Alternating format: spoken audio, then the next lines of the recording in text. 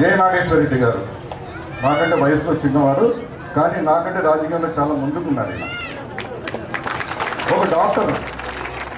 వీళ్ళ నాన్నగారు 5 సంవత్సరాలు ఎమ్మెల్యే చేసినారు, తర్వాత 7-8 మంత్రి పదవులు చేసినారు.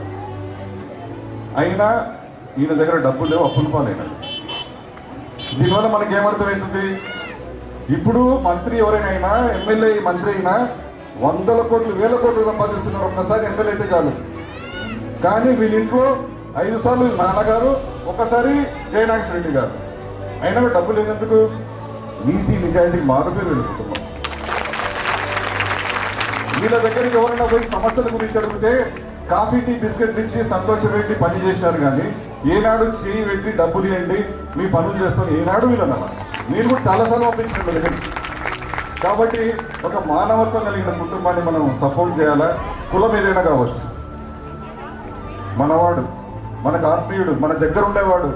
మీరు ఒక 20 రూపాయలు ఆటో ఎక్కి ఇంటికి పోతే వెంటనే రెండమ్మ కూర్చుని పలకరించి మీకు న్యాయం చేసే మనిషి అయినా